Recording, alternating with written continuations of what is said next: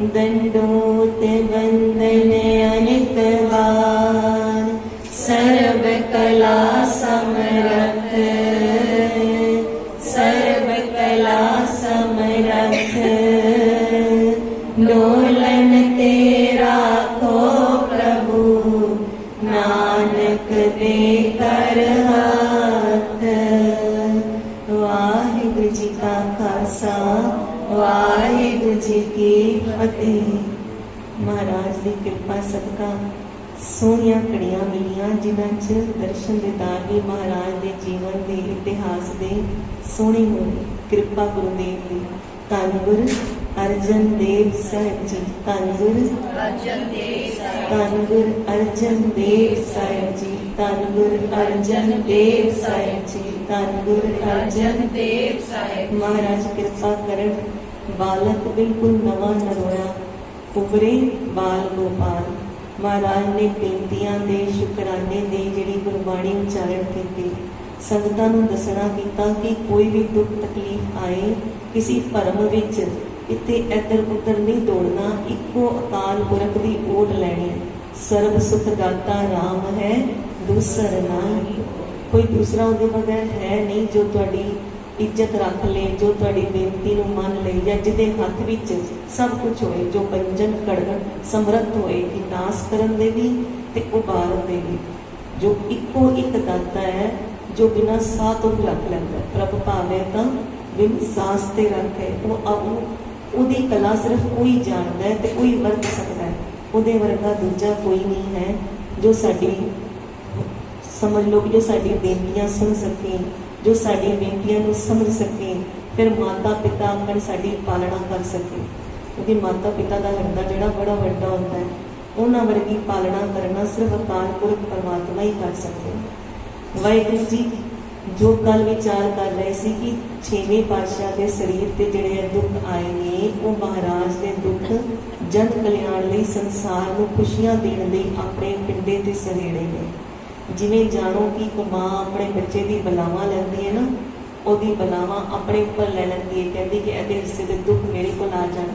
वो उवें जानो कि महाराज ने जदों प्रकाश धारण किया है ते संसार की बला जिवें अपने उपर लिती है कि संसार खुशी ते सुखी वसे।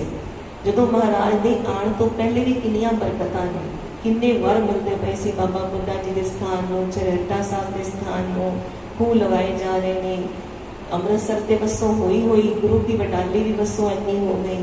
एवें गुरु की कीर्ति गाई जा रही है।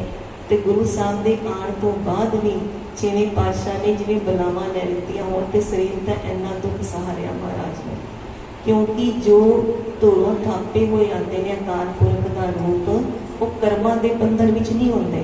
सानू जो दुख सुख मिलता वो कर्मां करके मिलता है। वो कर्मां तो उपर उठे इस जग के कल्याण लई सेवा लई आए ने, ते सेवा लई आए ने ते सेवा करन लई पिंडे ते दुख सहारिया। कोई बंधन या कर्म नूं ना जाणो। महाराज ये सब चीज़ों तो उपर होते हैं। जो जो दिसै सो सो रोगी, रोग रहत मेरा सतगुरु जोगी। एक रोग रहत गुरुदेव ही तो है ने, बाकी सारे तो रोगी ने। बाकी सब दे रोगां नूं हरण लई जिवें महाराज ने अपने पिंडे ते दुख सहाया। महाराज इन्ने परोपकारी ने, ताही तां बाबा भाई गुरदास जी कहते ने, बड़ जोधा बहु परोपकारी। ऐसे गुरुदेव ने जो बड़े बड़े योद्धा भी ने, जिन्ने बड़े योद्धा ने उन्ने बड़े ही परोपकारी ने। महाराज कृपा करन। हुण ऐ सब जदों सारियां मुसीबतां तो पार हो के शोभा फिर फैल रही है, इन्ने गुरु घर जिहड़े ने संगतां दा कट हुंदा है। महाराज सब नूं गुरु उपदेश नाल निहाल करदे ने। महाराज दरबार साहब की मर्यादा बंदे ने, जो पक्की तुरों जिवें सचखंड की मर्यादा है, अठे पहर बंदगी होंदी है। संगतां आ निहाल होंदियां ने। गुरु हरगोबिंद साहब जी के जीवन दर्शन करके, उन्हां दे सुंदर मुखड़े के दर्शन करके, उन्हां दियां प्यारियां खेडां दे दर्शन करके निहाल होंदियां। ते बीबी करमो जी कहते ए भी नहीं तुहाडी गल चली। प्रीति चंद जी कहते हैं इत्थे भी तुसीं जिवें फेल हो गए हो ना, उवें हो गया। तुसीं कहा सी कि ऐसी बीमारी होएगी, पर बालक तो बिल्कुल नवा निरोया हो गया। महाराज कृपा करन, उन्होंने बड़िया ही ईर्खा कीतियां ने। असी ईर्खा ते बुद्धि विचार ना करके धन गुरु अर्जन देव महाराज के जीवन ते ही विचार के पाइए। उन्होंने ईर्खा वस मेरे खड़ावे नूं भी किया कि दही विच मिला के जहर खिला दो। उन्होंने वो भी कोशिश की, बालक नूं ताप चढ़े, पर सारिया जड़ियां विਉਂਤਾਂ ने ना वो निफल होईयां सी। महाराज ने दही छकिया ही नहीं सी। महाराज जो गुरु हरगोबिंद साहब जी ने दही नहीं छकिया तो धन गुरु अर्जन देव जी ने कुत्ता सी उत्ते उन्होंने दही छकाया, जिहदे नाल सारी खेड़ प्रगट होई कि किवें दोखियां ने अपणियां विਉਂਤਾਂ बनाईयां होईयां ने। ते महाराज ते उहिओ बाणी उचारदे ने, मेरा सतगुरु रखवाला हुआ, धार कृपा प्रभ हाथ दे राखिया, हर गोबिंद नवा निर्मया। अटल बचन नानक गुर तेरा, सफल कर मस्तक तारे।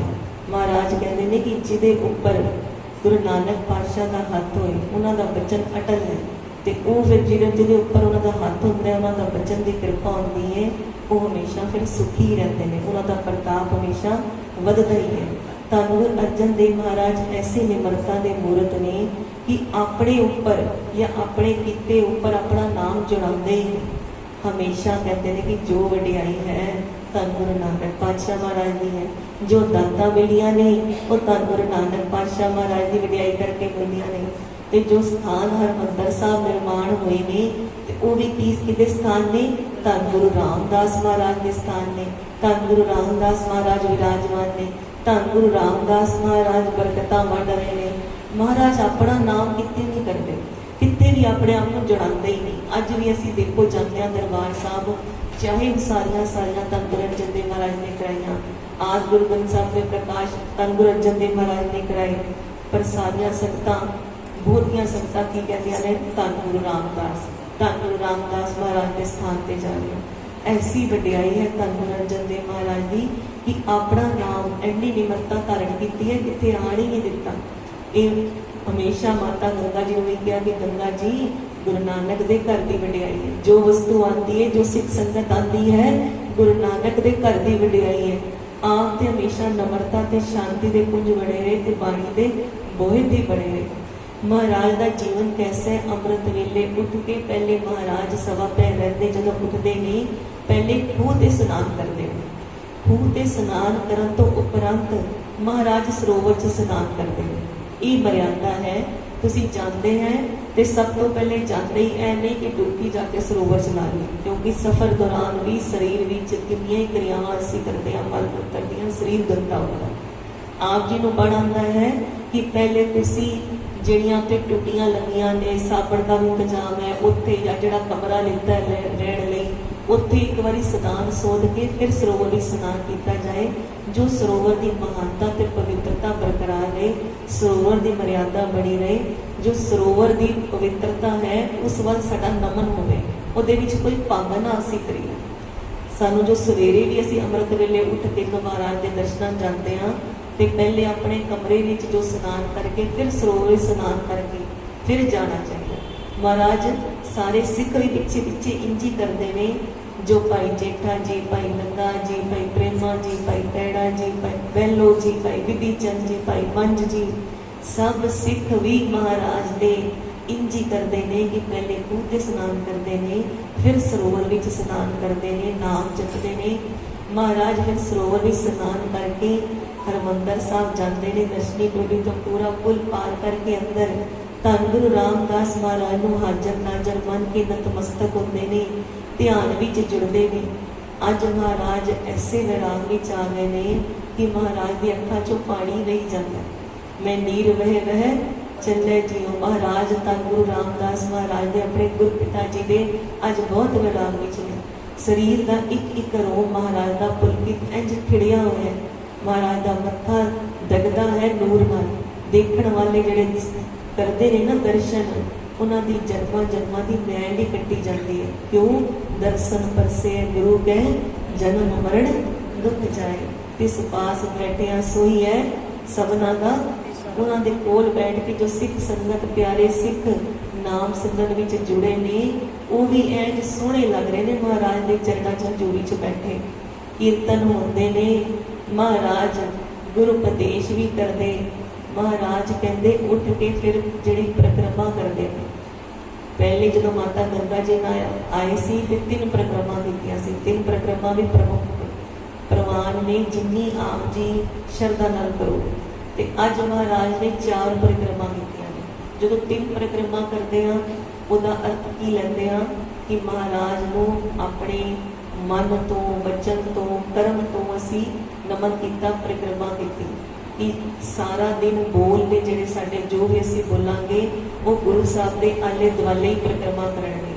मतलब जिहड़े बोलने वाले मिठे होने चाहिए ने कि गुरु साहब के आले दुआले परिक्रमा कर रहे हैं।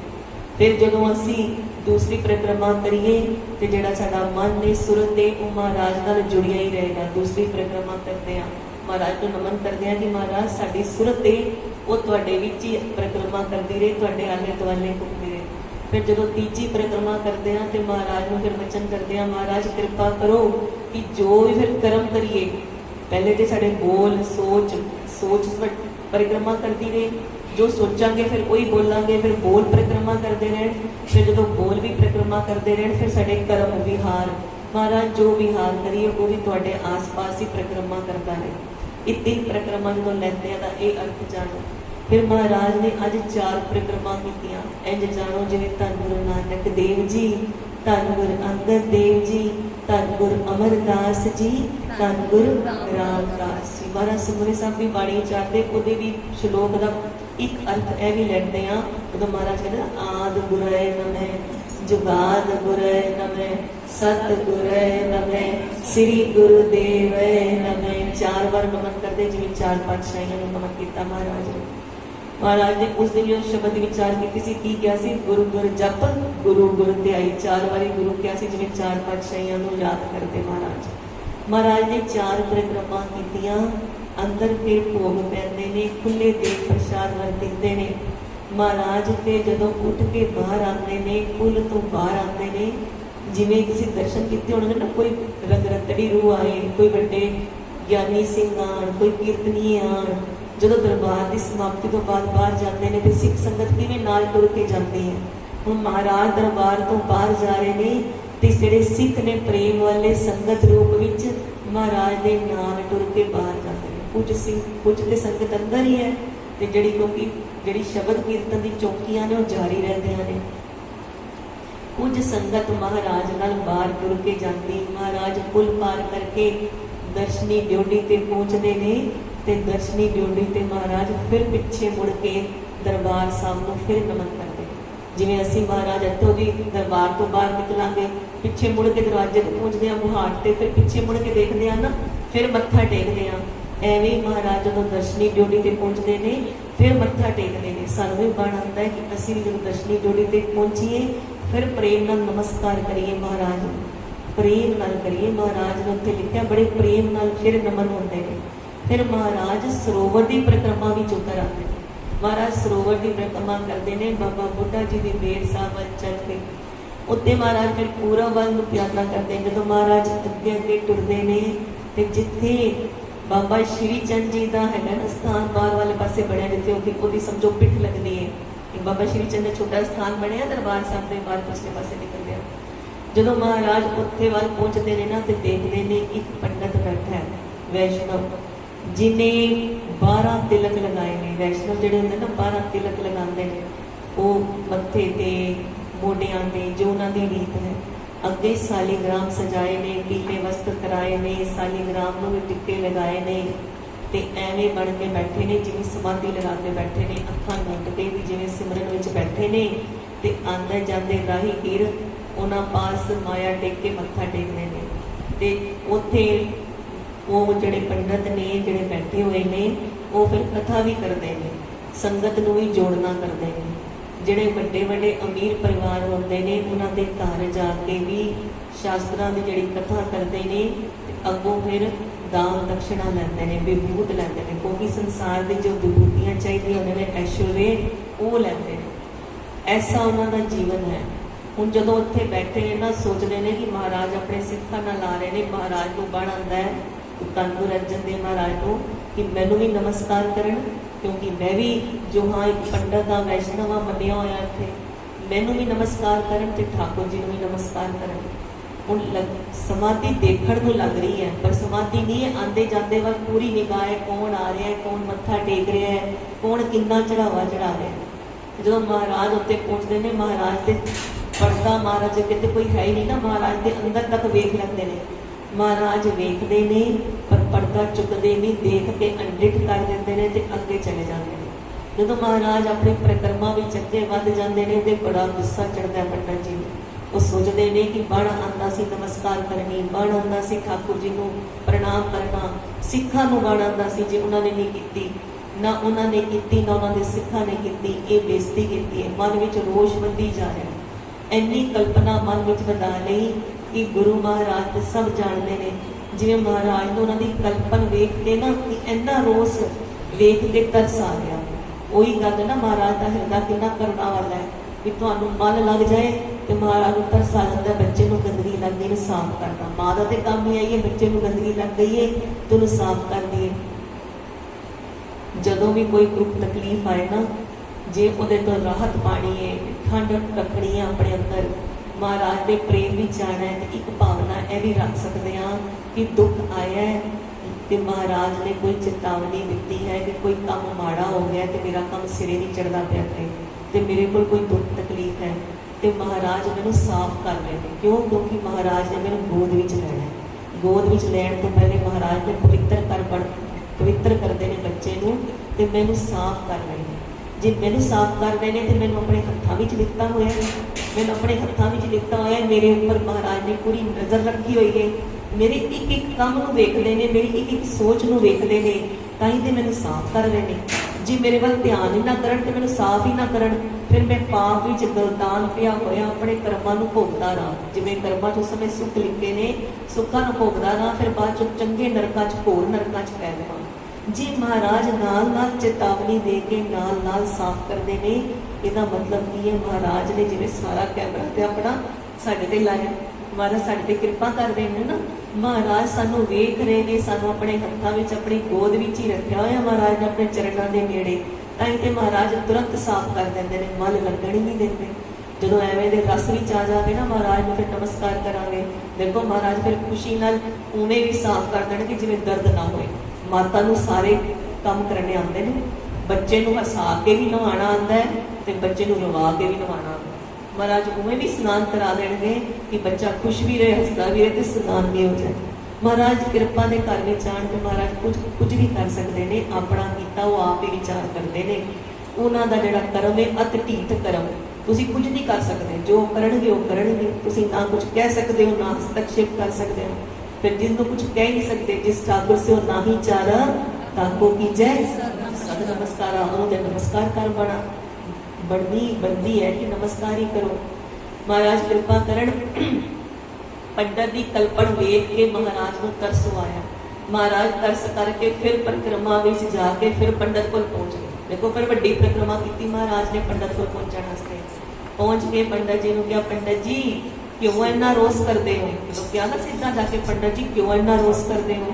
पंडित ने भी अपनी विद्या का बड़ा वो सी कि मैं बड़ा ज्ञाता हाँ शास्त्रों का, मैं कथा करता हाँ। महाराज उपदेश देते हैं तो मैं भी उपदेश देता हाँ। कहना आप बण आंदा सी कि मैंने नमस्कार करते, मैं बई हाथ जोड़ के जिवें वड्डे लोग हाथ मिलाते हैं, कुछ इस तरह का होंदा। जे मैनू नहीं किया तो ठाकुर जी को करते, आप जी ने सिख तो करते, आप जी ने कुछ भी नहीं किया। महाराज कहते हैं पाखंड को किवें नमस्कार करिए। मैं महाराज कहते पर्दा चुकना तो नहीं सी, पर आप जी कलप भी अन्ने रहे हो। जो तुसी पाखंड कर रहे हो उन्होंने किवें नमस्कार करिए? मर्यादा ही नहीं है पाखंड को नमस्कार करने। कहते किहड़े पाखंड?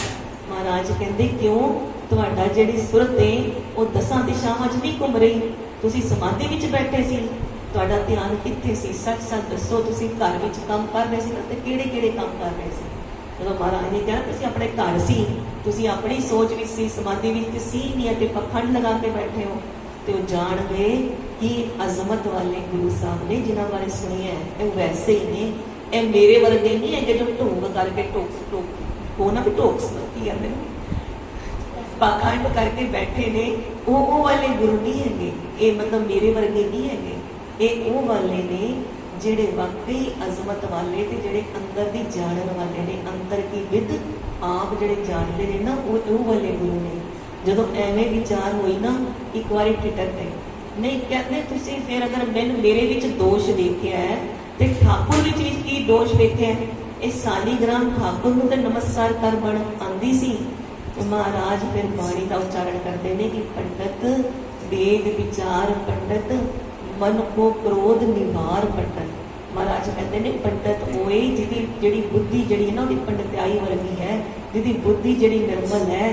वेदां दा विचार कर ते वेदां विच किथे लिखिया मन विच इन्ना क्रोध करीदा है, मन दा जिहड़ा क्रोध है उहनूं निवार पंडित। महाराज कहते आगे राखियो सालीग्राम मन कीनो दह दिस विसराम। ਅੱਗੇ ਤੇ ਸਾਲਗ੍ਰਾਮ ਰੱਖਿਆ ਤੇ ਮਨ ਦਸਾਂ ਦਿਸ਼ਾ ਵਿੱਚ ਦੌੜਦਾ ਪਿਆ ਤੇ ਇਹਨੂੰ ਕਿਵੇਂ ਨਮਸਕਾਰ ਕਰੀਏ, ਕਿਵੇਂ ਵੰਦਨਾ ਕਰੀਏ? ਮਹਾਰਾਜ ਫਿਰ ਉਹਨੂੰ ਸਮਝਾਣਾ ਕਰਦੇ ਨੇ। ਅੱਗੇ ਸ਼ਬਦ ਦੀ ਪੰਕਤੀਆਂ ਉਚਾਰਦੇ ਨੇ ਕਿ ਸੋ ਪੰਡਤ ਜੋ ਗੁਰ ਸ਼ਬਦ ਕਮਾਏ। ਪੰਡਤ ਤੇ ਉਹ ਵੀ ਜੋ ਗੁਰੂ ਦਾ ਸ਼ਬਦ ਕਮਾਏ ਤੇ ਤ੍ਰੈ ਗੁਣ ਮਾਇਆ ਜਿਹੜੀ ਉਹਦੀ ਉਹ ਸ਼ਬਦ ਕਮਾਉਣ ਨਾਲ ਉਤਰ ਜਾਏ। ਜੋ ਰਜਸ ਤਮਸ ਸਾਤਕ ਜੋ ਮਾਇਆ ਚਿਮੜੀ ਹੈ ਉਹ ਉਤਰ ਜਾਏ। ਇਹ ਆਪਣੇ ਸਾਤਵਿਕ ਗੁਣਾਂ ਦਾ ਵੀ ਅਭਿਮਾਨ ਹੋ ਜਾਂਦਾ ਕਿ ਮੈਂ ਸ਼ਾਸਤਰਾਂ ਦਾ ਗਿਆਤਾ ਹਾਂ, ਮੈਂ ਕਥਾ ਕਰ ਸਕਦਾ, ਮੈਂ ਉਪਦੇਸ਼ ਦੇ ਸਕਦਾ ਹਾਂ। ਜਦੋਂ ਇਹਨਾਂ ਗੁਣਾਂ ਦਾ ਵੀ ਅਭਿਮਾਨ ਹੁੰਦਾ ਹੈ ਨਾ ਤੇ ਮਨ ਜੁੜਿਆ ਨਹੀਂ ਹੁੰਦਾ। ਅਵਰ ਉਪਦੇਸੇ ਆਪ ਨਾ ਕਰੇ ਆਵਤ ਜਾਵਤ। ਇਹ ਜਿਵੇਂ ਕੋ ਜਿਹੜੇ ਉਪਦੇਸ਼ ਦਿੰਦੇ ਨਾ, ਕਥਾ ਕਰਦੇ ਨੇ ਮੇਰੇ ਵਰਗੇ ਉਹਨਾਂ ਵਾਸਤੇ, ਆਵਤ ਜਾਵਤ ਜੰਮੇ ਮਰੇ ਅਵਰ ਉਪਦੇਸੇ ਆਪ ਨਾ ਕਰੇ। ਦੂਸਰਿਆਂ ਦੇ ਸਮਝਾਣਾ ਹੈ ਪਰ ਉਸ ਉਪਦੇਸ਼ ਤੇ ਆਪ ਨਹੀਂ ਟਿਕਾ ਕਰਨਾ। ਤੇ ਤਰਦਾ ਸੰਸਾਰ ਕਿਦੇ ਕਹਿਣ ਤੇ ਵੇ ਅਵਰ ਉਪਦੇਸੇ ਆਪ ਨਾ ਕਰੇ ਆਵਤ ਜਾਵਤ ਜੰਮੇ ਮਰੇ।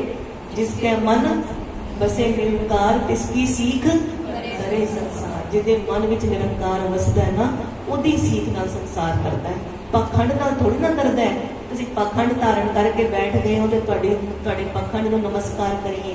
ਮਹਾਰਾਜ ਕਹਿੰਦੇ ਠਾਕੁਰ ਤੇ ਸਾਡਾ ਉਹ ਹੈ ਜੋ ਸਾਰੀ ਜਗ੍ਹਾ ਰਮਿਆ ਹੋਇਆ ਹੈ, ਜੋ ਪ੍ਰਕਾਸ਼ਮਾਨ ਹੈ, ਜੋ ਜੀਵਨ ਤੇ जो आप जीवित है तो दूसरियां ਨੂੰ ਜੀਵਨ ਦਿੰਦਾ ਹੈ, ਜੋ ਆਪ ਪ੍ਰਕਾਸ਼ ਸਰੂਪ ਹੈ, ਜੋ ਦੂਸਰਿਆਂ ਦੇ ਵਿੱਚ ਚਾਨਣ ਬਣ ਕੇ ਜੋਤ ਬਣ ਕੇ ਟਿਕਿਆ ਹੈ। ਤਿਸ ਦਾ ਚਾਨਣ ਸਭ में ਚਾਨਣ ਹੋਈ। ਉਹ ਵਾਲਾ ਠਾਕੁਰ ਹੈ ਹਮਾਰਾ ਠਾਕੁਰ ਸਭ ਤੇ ਉੱਚਾ ਰਹਿਣ ਦਿਨਸ ਤਿਸ ਗਾਵੋ ਰੇ। ਮਹਾਰਾਜ ਜਦੋਂ ਦੀ ਪੰਡਤ ਦੀ ਸਾਰੀ ਵਿਅਥਾ ਸੁਣਾਉਂਦੇ ਨਾ ਕਿ ਤੂੰ ਕੇ ਸਾਲੀਗ੍ਰਾਮ ਰੱਖਿਆ ਤੇ ਤੂੰ ਐਵੇਂ ਪਖੰਡ ਕਰਦਾ ਹੈ, ਉਹ ਅੰਦਰੋਂ ਠਿਠਕਣ ਲੱਗ ਜਾਂਦਾ ਹੈ। ਕਹਿੰਦੇ ਉਹਦੇ ਉੱਪਰ ਕਿਰਪਾ ਜਿਵੇਂ ਵਰਸਣ ਲੱਗ ਜਾਂਦੀ। ਤੇ ਸਥਾਨ ਦੀ ਮਹੱਤਤਾ ਹੈ ਕਿ ਬੈਠਾ ਕਿੱਥੇ ਵਿਆਹ ਕੇ ਦਰਬਾਰ ਸਾਹਿਬ ਦੇ ਨੇੜੇ। ਫਿਰ ਗੁਰੂ ਜਿਹਦੇ ਸਾਹਮਣੇ ਨੇ ਗੁਰੂ ਜੀ ਆਪਣੀ ਨਜ਼ਰਾਂ ਨਾਲ ਉਹਨੂੰ ਦੇਖ ਰਹੇ ਨੇ ਤੇ ਉਹਨੂੰ ਉਪਦੇਸ਼ ਦੇ ਰਹੇ ਨੇ, ਬਾਣੀ ਉਚਾਰ ਕੇ ਉਪਦੇਸ਼ ਦੇ ਰਹੇ ਨੇ। ਫਿਰ ਸਿੱਖ ਜਿਹੜੇ ਨੇ ਉਹਨਾਂ ਦਾ ਵੀ ਪ੍ਰਭਾਵ ਪੈਂਦਾ ਹੈ। ਜੋ ਇੰਨੇ ਚੜ੍ਹਦੀ ਕਲਾ ਵਾਲੇ ਸਿੱਖ ਸੰਗਤ ਮਹਾਰਾਜ ਦੇ ਨਾਲ ਹੈ, ਜਿਵੇਂ ਉਹਦੇ ਭਾਗ ਭੁੱਲ ਗਏ, ਉਹ ਉਪਦੇਸ਼ ਨੂੰ ਜਿਵੇਂ ਸਤ ਸਤ ਕਰਕੇ ਕਮਾਣ ਹੀ ਲੱਗ ਗਿਆ ਕਿ ਮੈਂ ਵੀ ਸਿੱਖ ਬਣ ਜਾ। ਮਨ 'ਚ ਵਿਚਾਰ ਆਉਣ ਲੱਗ ਗਏ। ਫਿਰ ਠਾਕੁਰ ਜੀ ਦੀ ਉਸਤਤ ਸੁਣਦਾ ਹੈ ਜੋ ਮਹਾਰਾਜ ਕਰਦੇ ਨਾ ਕਿ ਵੀ ਠਾਕੁਰ ਕਿਹੜਾ ਹੈ ਜਿਹਨੂੰ ਨਮਸਕਾਰ ਕਰਨੀ ਹੈ। ਮਹਾਰਾਜ ਉਹਨੂੰ ਤੇ ਸਮਝਾਉਂਦੇ ਨੇ ਸੋ ਵੈਸਨੋ ਜਿਸ ਉੱਪਰ ਸੋ ਪਰਸਨ ਬਿਸਨ ਕੀ ਮਾਇਆ ਤੇ ਹੋਏ ਪ੍ਰੇਮ ਕਰਮ ਕਰਤ ਹੋਵੇ ਨੇ ਕਰਮ ਤਿਸ ਵੈਸਨੋ ਕਾ ਨਿਰਮਲ ਕਰਮ। ਮਹਾਰਾਜ ਸਮਝਾਉਂਦੇ ਨੇ ਕਿ ਤੂੰ ਤੇ ਮਾਇਆ ਦੇ ਪਿੱਛੇ ਪਿਆ ਤੇ ਵੈਸਨੋ ਤੇ ਹੋਵੇ ਜਿਹੜਾ ਕਰਮ ਕਰਕੇ ਨਹਿ ਕਰਮ ਰਹੇ, ਉਹ ਮਾਇਆ ਦੇ ਪਿੱਛੇ ਨਾ ਹੋਏ। ਬਿਸਨ ਕੀ ਮਾਇਆ ਤੇ ਹੋਏ ਪਿੰਨ, ਉਹਨੂੰ ਮਾਇਆ ਦਾ ਕੋਈ ਅਸਰ ਨਾ ਹੁੰਦਾ ਹੋਏ। ਤੇ ਤੁਸੀਂ ਤੇ ਵੈਸਨੋ ਧਰਮ ਸਿਰਫ ਟਿੱਕੇ ਲਗਾਉਣ ਨਾਲ ਥੋੜੀ ਨਾ ਹੋ ਜਾਏਗਾ, ਉਹਦੀ ਪਾਲਣਾ ਕਰੋਗੇ ਤਾਂ ਹੋਏਗਾ ਨਾ।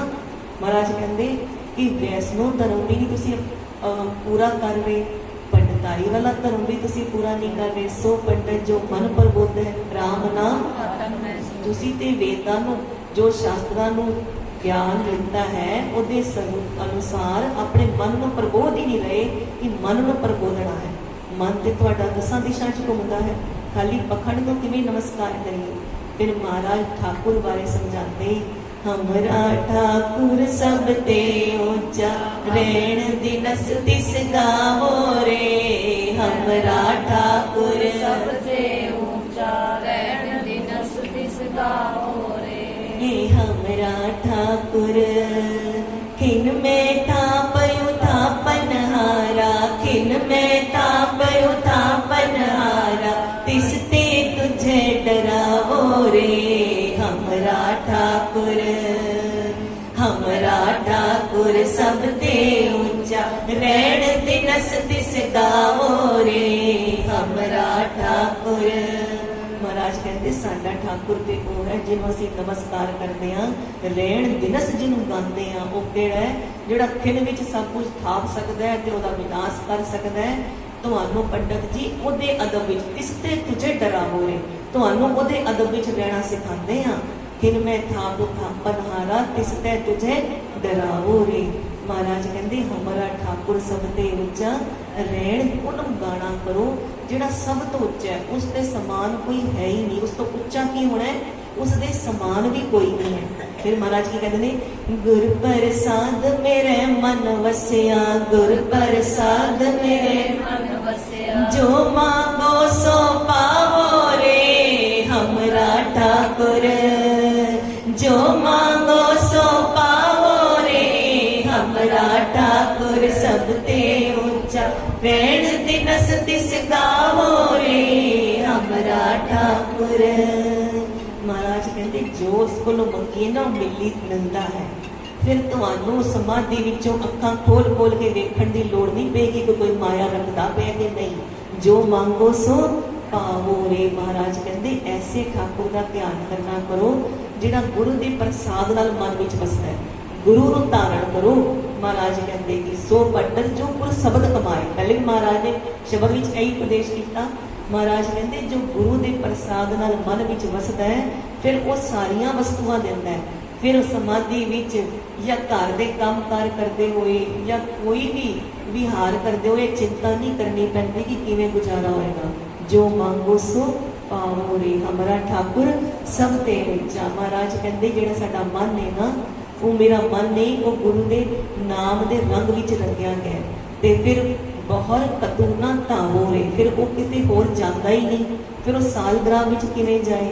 ਫਿਰ ਮਹਾਰਾਜ ਕਹਿੰਦੇ ਜਬ ਦੇਖੋ ਪ੍ਰਭ ਆਪਣਾ ਸੁਆਮੀ, ਜਦੋਂ ਮੈਂ ਆਪਣਾ ਸੁਆਮੀ ਵੀ ਆਪਣੇ ਅੰਦਰ ਤੇ ਬਾਹਰ ਸਭ ਜਗ੍ਹਾ ਦੇਖ ਲਿੱਤਾ ਹੈ ਤੋ ਅਵਰੇ ਚੀਤ ਨਾ ਪਾਓ ਰੇ।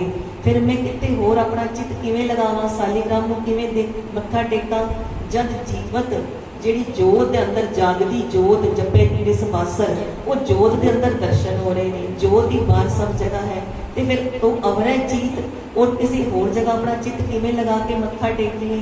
ਮਹਾਰਾਜ ਕਹਿੰਦੇ ਕਿ ਜੋ ਮੈਨੂੰ ਗਰੀਬ ਨੂੰ ਨਾ ਇਹ ਪ੍ਰਭ ਨੇ ਆਪ ਹੀ ਥਾਪ ਦਿੱਤਾ, ਆਪ ਹੀ ਗੁਰਤਾ ਗੱਦੀ ਤੇ ਵਿਰਾਜਮਾਨ ਕਰਾਇਆ, ਆਪ ਹੀ ਮਹਾਰਾਜ ਦੇ ਅੰਦਰ ਸਭ ਦਰਸ਼ਨ ਕਰਾਏ ਨੇ। ਧੰਨ ਗੁਰੂ ਰਾਮਦਾਸ ਮਹਾਰਾਜ ਦੀ, ਧੰਨ ਗੁਰੂ ਨਾਨਕ ਦੇਵ ਮਹਾਰਾਜ ਦੀ ਆਪ ਕਿਰਪਾ ਵਰਸੀ ਹੈ। ਤੇ ਫਿਰ ਭਰਮ ਪੋ ਮਿਟਾਵੋ ਰੇ। ਸੇ ਸਾਰੇ ਜਿਹੜੇ ਭਰਮ ਪੋ ਨੇ ਨਾ ਉਹ ਮਿਟ ਗਏ ਨੇ ਮਹਾਰਾਜ ਕਹਿੰਦੇ ਕਿਰਪਾ ਨਾਲ। ਫਿਰ ਸਾਡਾ ਠਾकुर ਐਸਾ ਹੈ। ਜਦੋਂ ਮਹਾਰਾਜ ਐਵੇਂ ਠਾकुर ਦੀ ਵਡਿਆਈ ਕਰਦੇ ਨੇ ਤੇ ਕਹਿੰਦੇ ਫਿਰ ਪੰਡਤ ਹੈ ਨਾ ਜਿਹੜਾ, ਉਹਦਾ ਹਿਰਦਾ ਫਿਰ ਪਿਘਲ ਜਾਂਦਾ ਹੈ। ਉਹਨੂੰ ਗਿਆਨ ਹੋਣ ਲੱਗ ਜਾਂਦਾ ਹੈ ਕਿ ਜਿਹੜੀਆਂ ਵੇਦ ਪੁਰਾਣ ਪੁਕਾਰਣ ਪੋਥੀਆਂ ਨਾਮ ਬਿਨਾ ਸਭ ਕੂੜ ਗਾਲੀ ਹੋਚੀਆਂ। ਜੋ ਮੈਂ ਵੇਦ ਪੁਰਾਣ ਪੋਥੀਆਂ ਪੜ੍ਹਦਾ ਵਾਂ, ਜੋ ਉਹਨਾਂ ਵਿੱਚ ਤੱਤ ਸਾਰ ਹੈ ਕਿ ਨਾਮ ਦਾ ਆਸਰਾ ਲੈਣਾ ਹੈ, ਉਹ ਤੇ ਮੈਂ ਲੈ ਹੀ ਨਹੀਂ ਰਿਹਾ। ਜੋ ਗੁਰੂ ਨੂੰ ਧਾਰਨ ਕਰਨਾ ਹੈ ਉਹ ਤੇ ਮੈਂ ਕਰ ਹੀ ਨਹੀਂ ਰਿਹਾ। ਮਹਾਰਾਜ ਕਿਰਪਾ ਕਰਨ ਉਹ ਹੁਣ ਪੰਡਤ ਜਿਹੜਾ ਧੰਨ ਗੁਰੂ ਅਰਜਨ ਦੇਵ ਮਹਾਰਾਜ ਦੀ ਸ਼ਰਨ ਵਿੱਚ ਹੋਏਗਾ ਤੇ ਆਪਣੇ ਕਲਿਆਣ ਲੋਚੇਗਾ। ਇਹਦੇ ਸਮੇਂ ਦੀ ਸਮਾਪਤੀ ਹੈ। ਅਸੀਂ ਕੱਲ ਦਰਸ਼ਨ ਕਰਾਂਗੇ ਮਹਾਰਾਜ ਪੰਡਤ ਦੀ ਕਲਿਆਣ ਕੈਸੇ ਕਰਦੇ ਨੇ। ਐਸੇ ਪਰਉਪਕਾਰੀ ਗੁਰੂਦੇਵ ਨੇ ਕਿ ਚੱਲ ਕੇ ਗਏ। ਜੋ ਜੁਗਤ ਧੰਨ ਗੁਰੂ ਨਾਨਕ ਦੇਵ ਜੀ ਨੇ ਚਲਾਈ ਹੈ ਨਾ ਕਿ ਚੱਲ ਕੇ ਗਏ ਨੇ, ਉਦਾਸੀਆਂ ਕੀਤੀਆਂ ਨੇ ਜਗਤ ਨੂੰ ਤਾਰਨ ਲਈ, ਉਹੀ ਜੁਗਤ ਧੰਨ ਗੁਰੂ ਅਰਜਨ ਦੇਵ ਮਹਾਰਾਜ ਪਾਸ ਹੈ। ਜੇ ਪੰਡਤ ਦੇ ਹਿਰਦੇ ਦੀ ਕਲਪਨਾ ਵੇਖੀ ਹੈ ਤੇ ਪਰਿਕਰਮਾ 'ਚ ਚੱਲ ਕੇ ਆਪ ਗਏ ਨੇ ਪੰਡਤ ਕੋਲ। ਕਲਪ ਤੇ ਪੰਡਤ ਤੇ ਨਹੀਂ ਆਇਆ, ਆਣਾ ਤੇ ਚਾਹੀਦਾ ਪਿਆਸੇ ਨੂੰ ਖੂਹ ਕੋਲ। ਪਰ ਸਾਡੇ ਗੁਰੂ ਐਸੇ ਨੇ, ਆਪ ਜਲ ਲੈ ਕੇ ਚਲੇ ਜਾਂਦੇ ਨੇ ਛਿੜਕਣ ਲਈ, ਅੰਮ੍ਰਿਤ ਦਾ ਛੱਟਾ ਦੇਣ ਲਈ। ਧੰਨ ਗੁਰ ਅਰਜਨ ਦੇਵ ਸਾਹਿਬ ਜੀ, ਧੰਨ ਗੁਰ ਅਰਜਨ ਦੇਵ ਸਾਹਿਬ ਜੀ, ਧੰਨ ਗੁਰ ਅਰਜਨ ਦੇਵ ਸਾਹਿਬ ਜੀ, ਧੰਨ ਗੁਰ ਅਰਜਨ ਦੇਵ ਸਾਹਿਬ ਜੀ। ਜੂਤੇ ਨਿਸ਼ਾਨ ਰਹੇ, ਸਜਦੇ ਦੀਵਾਨ ਰਹੇ। ਵਾਹਿਗੁਰੂ ਜੀ ਕਾ ਖਾਲਸਾ, ਵਾਹਿਗੁਰੂ ਜੀ ਕੀ